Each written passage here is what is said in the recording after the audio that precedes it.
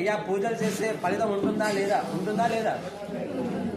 మిగతా యుగాల్లో తెలియదు, కలియుగంలో మాత్రం పూజలు చేస్తే తప్పకుండా ఫలితం ఉంది. ఎందుకంటే వాళ్ళంతా కూడా సత్యయుగంలో బతికారు, మనం సత్యయుగం కాదు ఇది.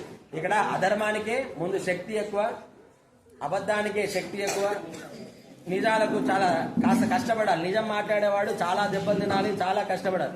ధర్మంగా ఉండేవాడు చాలా, ఇప్పుడు అధర్మంగా ఉన్నాడు బాగా డబ్బులు సంపాదించినట్టే ఏదో ఒక రకంగా పక్క నుంచి రావాల్సింది.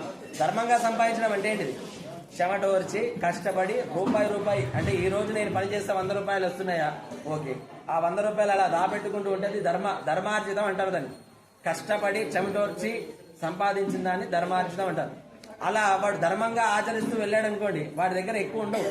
ఆ రోజు పూట గడిచిందా, కాస్త యథావిధిగా కుటుంబాన్ని పోషిస్తున్నాడా, అంతే ఉంటాడు.